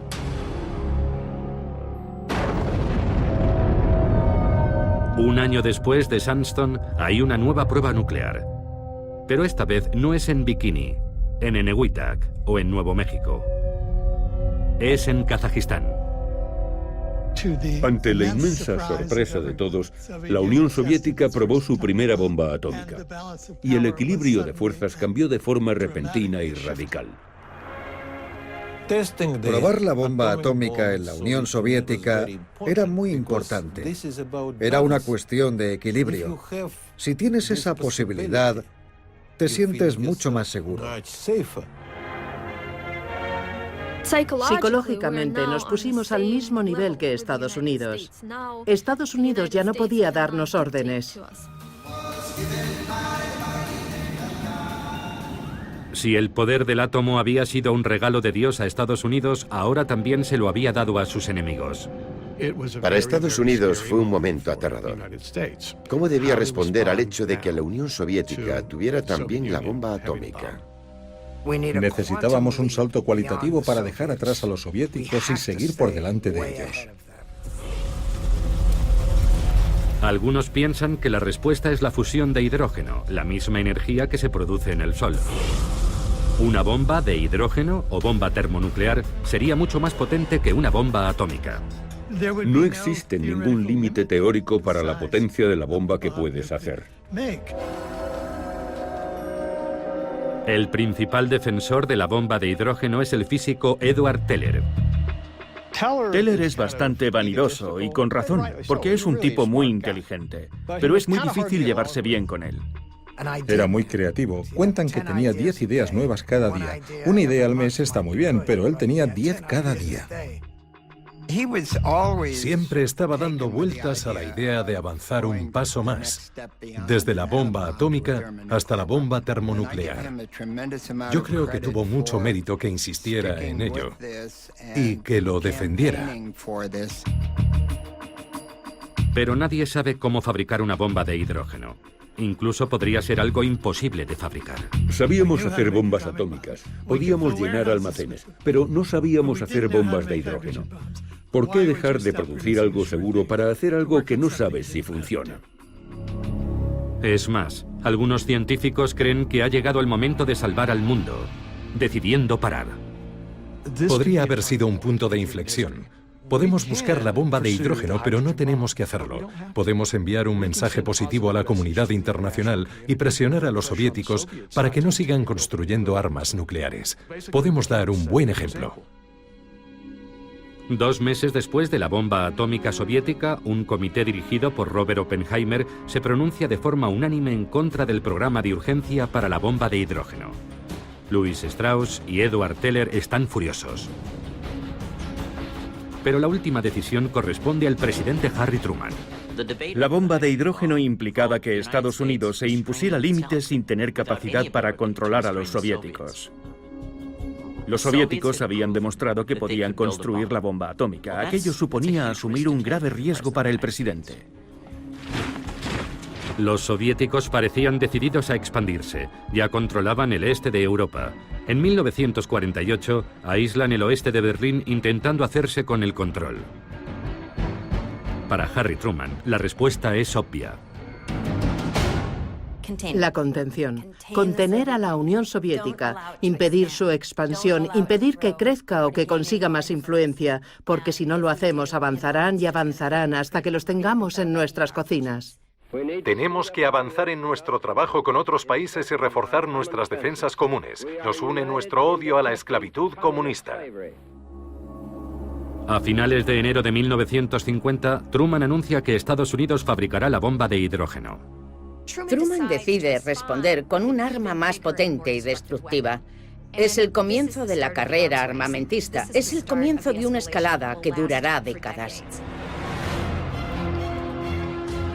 Pocos días después de que Truman aprobara la bomba H, el físico Klaus Fuchs, que había trabajado en Los Álamos, es detenido por espionaje.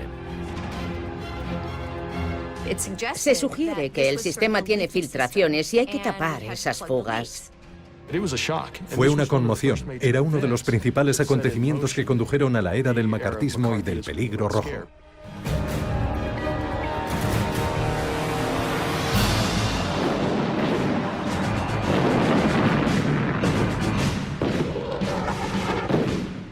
Cinco meses después, el Estado comunista de Corea del Norte, ayudado por la Unión Soviética, invade Corea del Sur, un país aliado. En 2 días los tanques llegarán a Seúl, la capital del país. La Guerra Fría no fue tan fría, fue muy caliente desde el principio. En todas partes se libraban guerras subsidiarias entre Estados Unidos y la Unión Soviética. Cuando la guerra de Corea se complica, Estados Unidos empieza a prepararse para usar la bomba atómica, pero muy pronto descubre un problema. Corea es un país montañoso y existía la preocupación de que las bombas no fueran muy efectivas. Si usábamos la bomba, su capacidad disuasoria podría disminuir ante los ojos de la Unión Soviética. Por eso no se usó en Corea.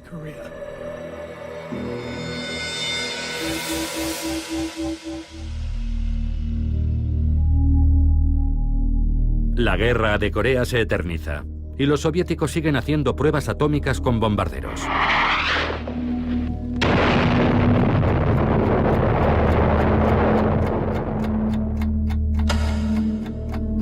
Algunos científicos atómicos crearon un símbolo para mostrar lo cerca que estaba el mundo de una catástrofe nuclear, el reloj del apocalipsis.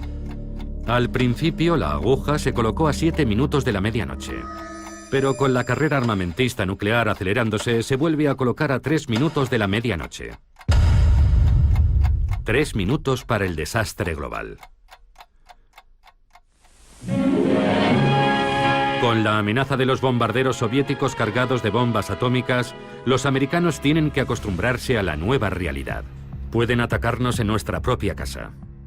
La línea del frente es el jardín de tu casa. Tienes que saber cuidar de ti mismo. ¿Y cómo se hace?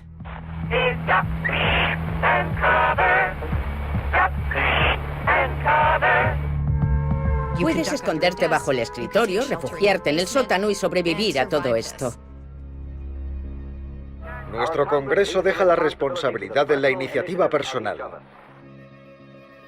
El gobierno hace pruebas para saber qué le ocurriría al americano medio. Comencemos con los refugios. Podría salvarnos la vida si estamos lo bastante lejos de la zona cero. Colocaron a una familia de maniquís vestidos con ropa de JCPenney dentro de una casa típica de los suburbios. La amueblaron, llevaron comida, latas de conservas y la volaron. 5, 4, 3, 2, 1.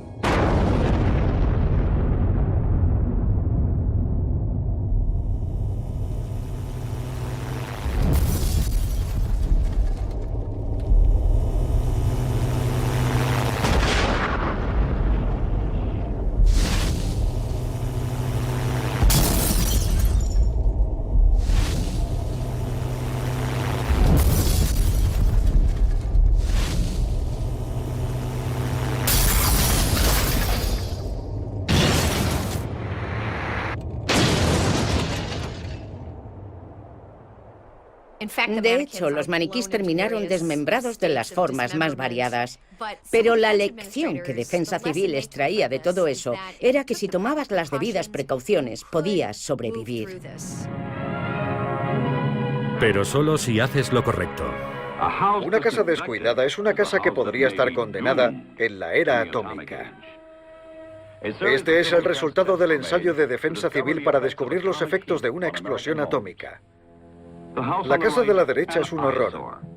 Madera vieja y sin pintar. Observen todos esos papeles, hojas y basura en el patio, señales de una casa carente de cuidados.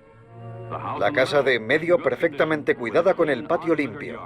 Veamos lo que sucedería en un ataque.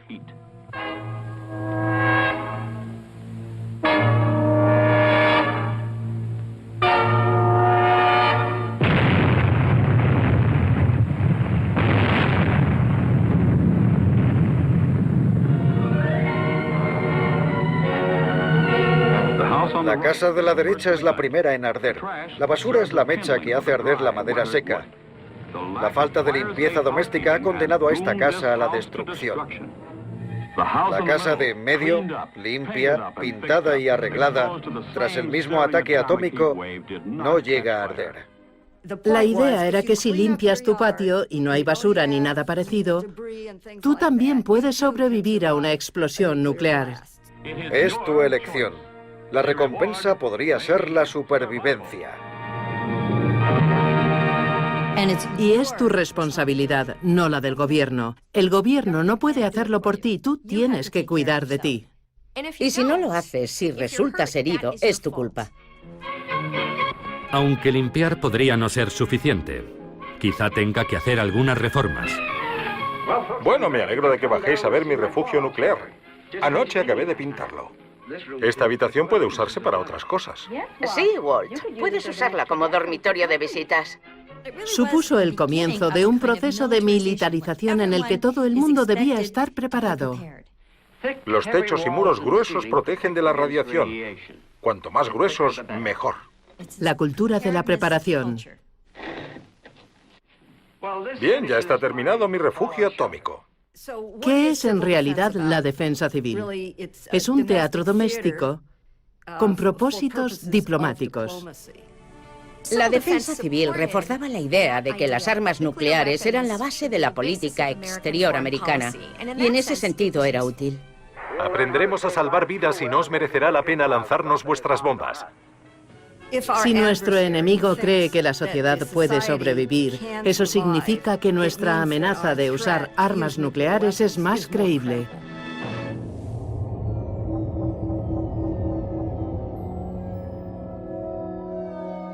Mientras el gobierno intenta convencer al público de que es posible sobrevivir a la guerra nuclear, en el Pacífico los científicos se disponen a probar el primer prototipo de lo que Edward Teller llama la superbomba, la bomba de hidrógeno. La prueba es secreta, pero se graba una película ahora desclasificada. Si todo sale según lo planeado, muy pronto veremos la mayor explosión jamás vista sobre la faz de la Tierra.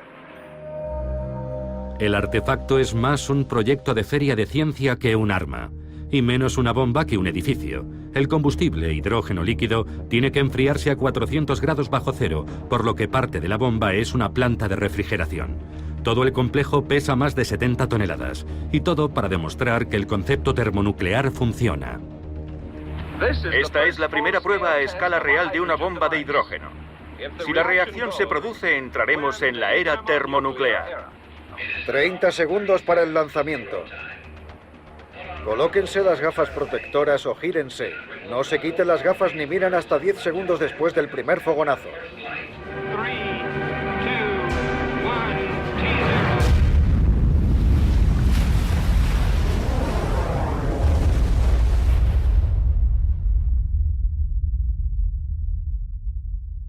La potencia de la explosión es similar a la de 10 millones de toneladas de TNT. Es 600 veces más potente que la bomba que destruyó Hiroshima.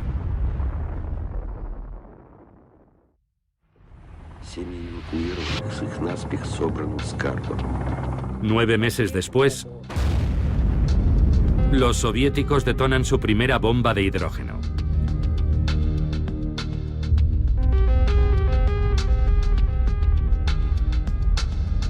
Es menos potente que la bomba H americana, pero es lo bastante pequeña como para poder ser lanzada desde un avión.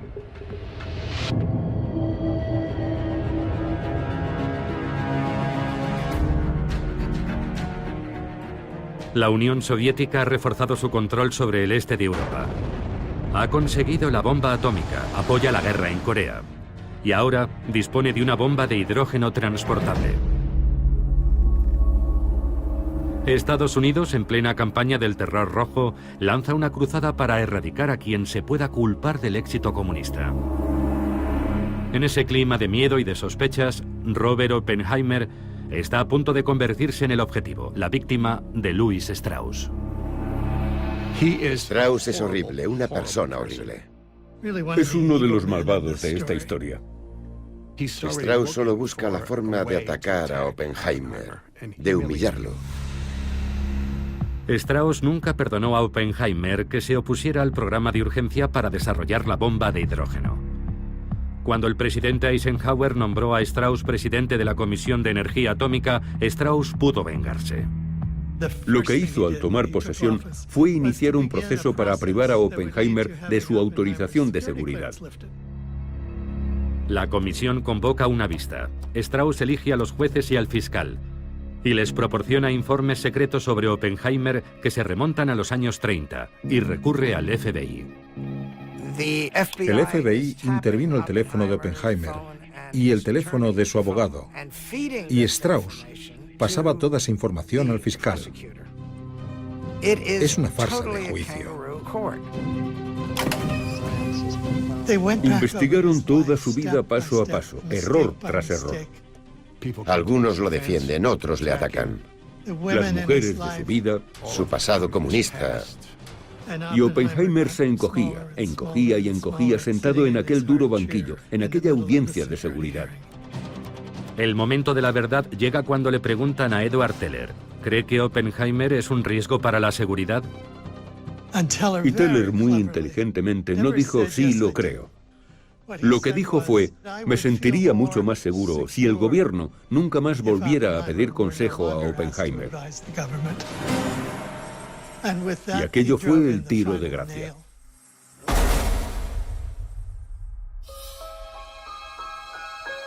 El padre de la bomba atómica es despojado de su autorización de seguridad y expulsado del gobierno para siempre.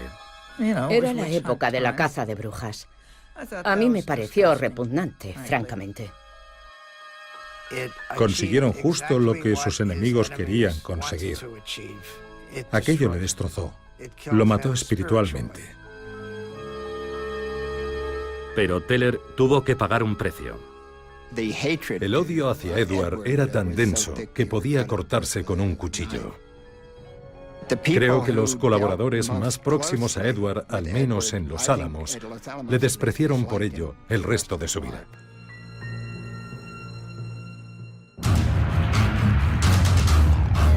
Mientras perseguía a Oppenheimer, en el Pacífico, la CEA realiza otra prueba. La primera bomba H móvil americana. Si funcionaba, sería un arma termonuclear arrojable.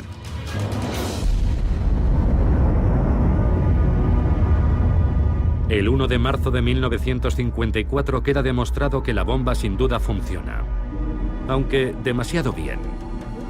Debido a un error de diseño, es el doble de potente de lo calculado. 15 megatones, el equivalente a 15 millones de toneladas de TNT. Aproximadamente 1000 veces más potente que Little Boy. Es una bomba gigantesca. El hongo atómico alcanza los 25.000 metros de altura, esparciendo su radiactividad por la atmósfera. La lluvia radiactiva contamina islas habitadas y un barco pesquero japonés, irónicamente llamado Dragón Afortunado. Uno de los pescadores japoneses muere. Más de 200 isleños enferman. La prueba secreta se convierte en un incidente internacional por la lluvia radiactiva. Llamó la atención de la opinión pública mundial sobre las pruebas nucleares atmosféricas. ¿Deben realizarse esas pruebas? Cuando se hace, los vientos arrastran la radiactividad, exponiendo a todo el mundo a la radiación. La increíble potencia de la bomba H demuestra la futilidad de la defensa civil. La preocupación antes de la bomba de hidrógeno era, ¿podemos protegernos? Lo que demuestran las pruebas con bombas de hidrógeno es que tal vez no exista defensa posible, salvo huir. Se calcula que en Nueva York morirían más de 4 millones.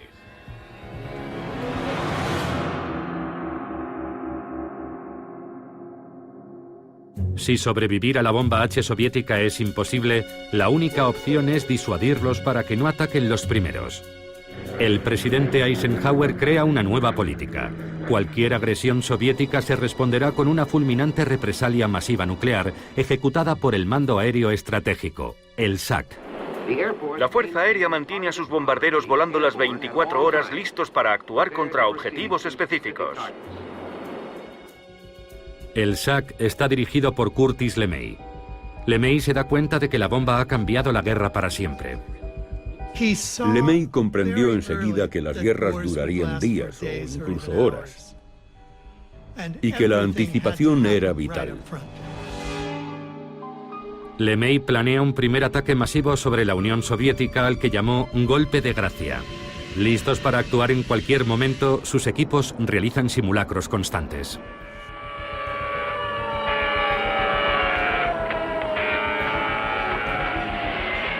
Los B-47 y B-52 despegan desde todas las bases. De repente había 90 aviones despegando desde aquella base cargados de bombas nucleares. Y no sabías si era para una misión real o no. Todo era alto secreto. No recibías instrucciones hasta que estabas volando. Y en otras 10 bases pasaba lo mismo. Los aviones se dirigían a la Unión Soviética y a menos que la Unión Soviética se retirara de inmediato, no había vuelta atrás. Este teléfono rojo activa la línea directa del SAC con sus bases en los 4 continentes. La represalia masiva supuso que la defensa estuviera controlada cada vez más por la Fuerza Aérea.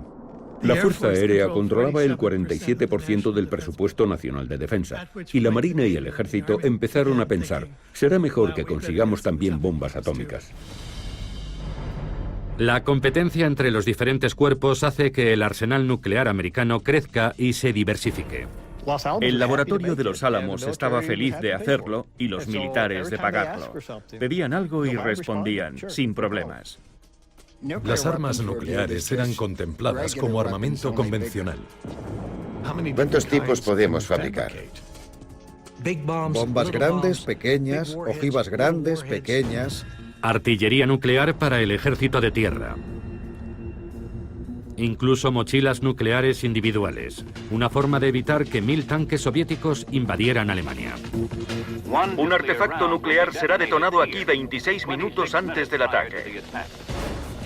Bloqueando avenidas de entrada, provocando inundaciones, cráteres, corrimientos de tierra, atacando autovías, ferrocarriles o puentes.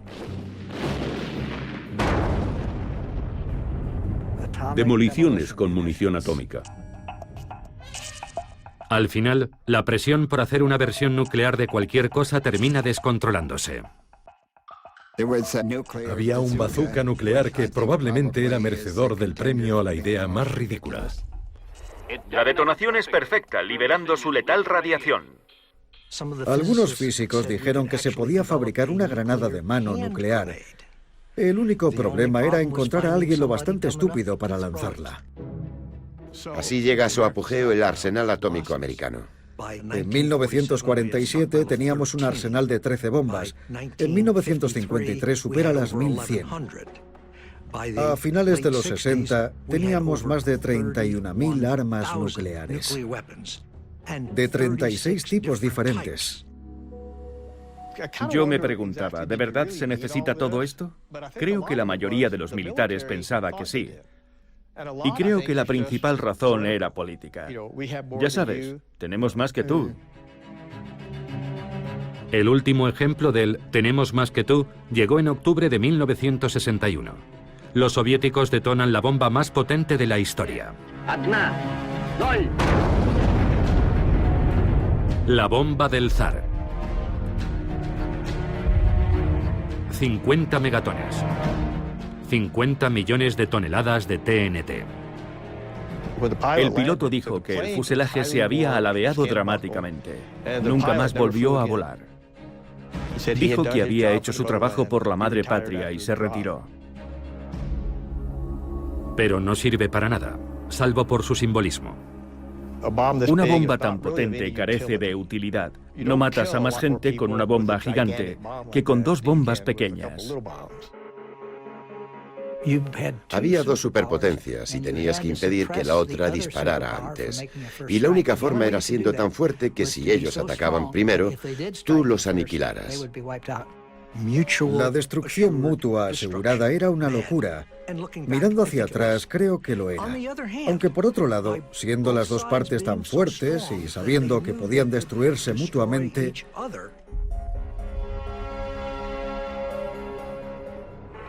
se mantuvo la paz. Hasta que estuvo a punto de romperse. En octubre de 1962, el líder soviético Nikita Khrushchev ve la oportunidad de asestar un audaz golpe en el patio trasero de Estados Unidos. Khrushchev decide desplegar misiles en Cuba para alterar el equilibrio de poder. Todavía hoy siguen apareciendo nuevos detalles sobre el juego estratégico de Khrushchev. Aún no conocemos todos los detalles, pero no eran solo los misiles. Los soviéticos planeaban crear una enorme base militar en Cuba, la base militar soviética más grande del mundo. Khrushchev pretendía cambiar por completo el mapa de la Guerra Fría, radicalmente, sin precedentes. Pero para lograrlo, Khrushchev tenía que hacerlo en secreto. Si Estados Unidos descubría que los misiles iban a Cuba, se lo impediría. Y casi lo consigue. Pero antes de que los soviéticos puedan completar su despliegue, un avión espía estadounidense descubre el plan. El enfrentamiento comienza con un discurso. Eran casi las 9 de la noche cuando anunciaron que el presidente iba a dirigirse a la nación. Buenas noches, conciudadanos. Este gobierno ha mantenido la más estrecha vigilancia sobre el despliegue militar soviético en la isla de Cuba. Y mi padre me dijo, creo que han descubierto los misiles. El despliegue de una serie de misiles ofensivos se prepara ahora en esa isla prisionera. Los soviéticos estaban muy preocupados porque esperaban que Kennedy anunciara no solo el bloqueo, sino también la invasión de Cuba. La posibilidad de una auténtica guerra nuclear era muy alta. Y suponía el fin del mundo. Será nuestra política considerar cualquier ataque nuclear lanzado desde Cuba contra cualquier nación en el hemisferio occidental como un ataque contra Estados Unidos merecedor de una respuesta contundente contra la Unión Soviética. Una respuesta contundente de represalia contra la Unión Soviética. Yo sabía lo que eso significaba y cuáles serían sus consecuencias. Consideramos bombardearos con armas atómicas. Ver al presidente de Estados Unidos en la televisión nacional diciéndole al mundo que eso podía pasar capta la atención del público. En la sede de Naciones Unidas, la crisis cubana es el único tema de discusión. El problema al que se enfrenta el Consejo de Seguridad es grave. Mientras Kennedy piensa en invadir Cuba, telefonea al expresidente y general Dwight Eisenhower en busca de consejo. General, ¿qué posibilidad hay de que disparen esas cosas si invadimos Cuba? No creo que lo hagan. ¿No lo cree? ¿Entonces correría ese riesgo? Algo podría hacer que esa gente disparara, pero no creo que sea eso. Ya. Bien. Pero yo siempre diría, mantenga a su gente muy alerta. Sí. Está bien. Kennedy no tenía ni idea de que las armas tácticas nucleares ya estaban en Cuba. Los rusos pensaban, bueno, si los americanos invaden Cuba, entonces tendremos que usar nuestras armas tácticas nucleares para rechazarlos. Puede incluso que armas nucleares de alcance medio. Los oficiales de misiles en Cuba tenían la autorización de la Unión Soviética para lanzar sus misiles antes que permitir que los destruyeran. Imaginemos que los marines desembarcan en las playas de Cuba y son recibidos con una lluvia de armas tácticas nucleares.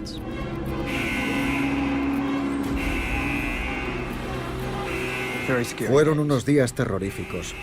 Yo estaba convencido de que iríamos a la guerra. Cada vez que entraba en aquella sala pensaba que aquel sería mi último día en la Tierra.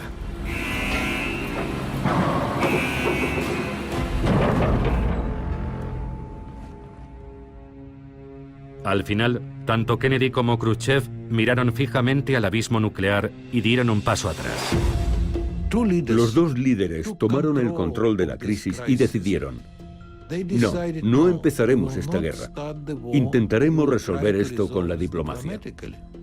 Es una verdadera historia de aprendizaje cuando se dan cuenta de cuáles serían las consecuencias. Khrushchev cambió totalmente su posición, de forma radical, muy rápidamente. Khrushchev retira los misiles. A cambio, Kennedy accede a retirar en secreto los misiles desplegados en las fronteras con la Unión Soviética. La crisis de los misiles de Cuba fue un momento mucho más crítico de lo que la gente cree actualmente. Los dos lados se comportaron de una forma temeraria, muy temeraria. Pero cuando vieron el peligro real, ambos hicieron concesiones y fueron muy razonables. Puede decirse incluso que con la crisis de los misiles comenzó el proceso de control de armas. El presidente de Estados Unidos firmará ahora los instrumentos de control de este tratado. 9 meses después de la crisis de los misiles, Estados Unidos, la Unión Soviética y Gran Bretaña firman el primer tratado de prohibición de ensayos nucleares. Se prohíbe las pruebas con detonaciones atmosféricas en el espacio y submarinas. Y un año después se establece la primera línea directa entre Washington y Moscú.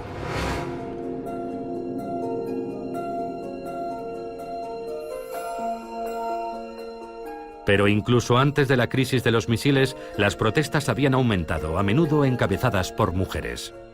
No den leche radiactiva a mis hijos. Hacen pruebas atómicas. El viento lleva la radiación hasta los campos donde pastan las vacas y después cogen su leche y se la dan a nuestros hijos. No pueden seguir haciéndolo. Tantas madres se manifestaron contra las pruebas nucleares atmosféricas que finalmente el gobierno de Estados Unidos dijo: de acuerdo. Haremos pruebas subterráneas.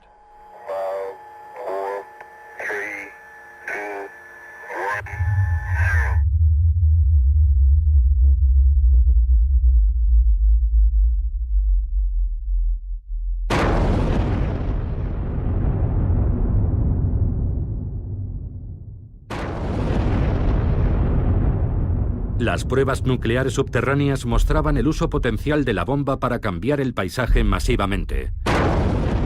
Puede que para construir carreteras, puertos, canales. Las pruebas comenzaron en 1945 y continuaron hasta el 62. Y se realizaron más de 200 detonaciones nucleares.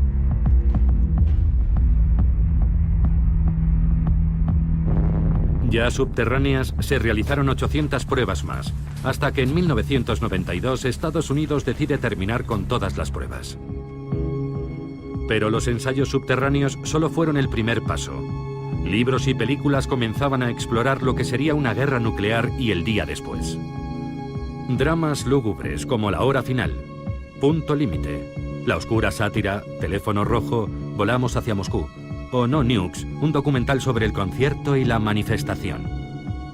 El día después, una película para la televisión que vieron 100 millones de espectadores se convirtió en un auténtico acontecimiento cultural. Y Juegos de guerra, que alerta de que el único movimiento ganador en la guerra nuclear es no jugar. Lentamente pero con firmeza, el público dirige a sus líderes. Lo que comenzó en 1963 con el primer tratado de prohibición de ensayos nucleares condujo a otros acuerdos, intentos de frenar la escalada de armas nucleares. En 1986, Ronald Reagan es presidente de Estados Unidos, George Shultz, su secretario de Estado. En octubre, Reagan se reúne con el líder soviético Mikhail Gorbachev en Reykjavik, y algo extraordinario sucede. El presidente Reagan estaba sentado en un extremo de la mesa y yo a su lado. Gorbachev estaba en el otro extremo con Shevardnadze y hablamos de eliminar las armas nucleares. Reagan y Gorbachev, de una forma espontánea e improvisada, dieron el paso más importante para alcanzar un pacto entre las dos superpotencias y desnuclearizar lo que se había hecho hasta entonces y lo que llegaría después. Fue un momento espectacular en el que los presidentes de dos superpotencias enemigas de repente encuentran un punto común, un deseo común. Pero ese deseo compartido, liberarse de la bomba, resulta imposible. El principal escollo es una nueva tecnología estadounidense. La Guerra de las Galaxias promovida por Edward Teller. Era una tecnología que los soviéticos no tenían, y ellos pensaron que podría usarse para imposibilitar que los soviéticos tuvieran una fuerza nuclear disuasiva. Y Gorbachev no pudo aceptar eso. La Guerra Fría llegaba a su fin. 3 años después de Reykjavik cae el muro de Berlín. En 1991, Mikhail Gorbachev disuelve la Unión Soviética. Todo sin haberse usado la bomba. Nos libramos por muy poco. Hubo un par de momentos críticos en el camino y...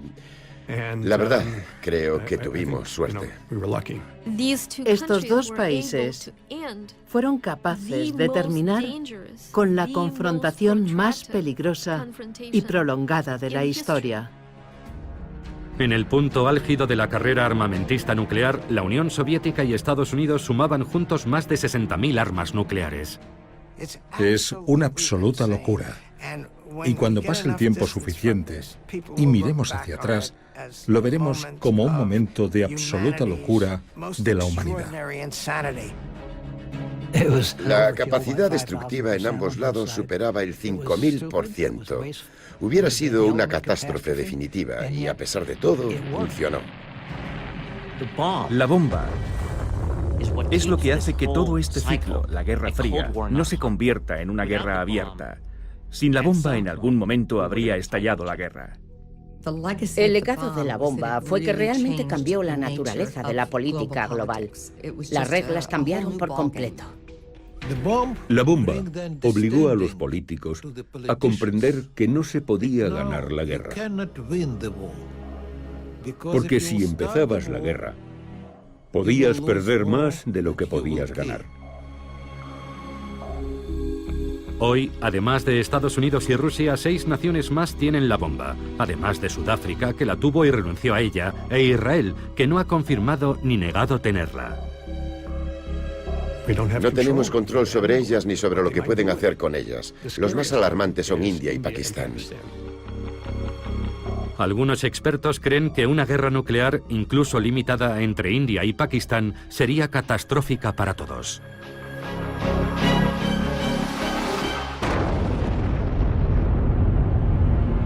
Las ciudades arrasadas generarían una nube tóxica tan grande que habría una especie de invierno nuclear en todo el mundo, provocando una bajada de la temperatura global que causaría una catástrofe agrícola mundial. 2.000 millones de seres humanos morirían de hambre. La gente no entiende el peligro. No entiende que la probabilidad de que eso ocurra es realmente elevada y no comprende su magnitud.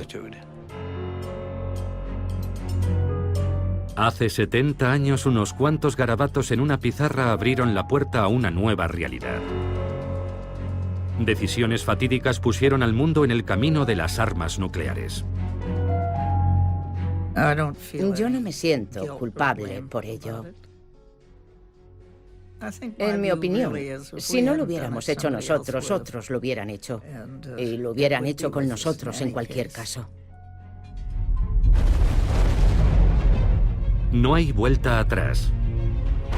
El conocimiento de cómo podemos destruirnos a nosotros mismos está aquí para quedarse. Y nuestra tarea es aprender a vivir con eso. Creo que lo que debe darnos esperanzas es que en todas estas décadas, desde 1945, nunca se ha lanzado una bomba por ira, en ninguna parte del mundo. Hemos logrado de alguna manera mantener el dedo alejado del botón, y esperemos que se continúe así.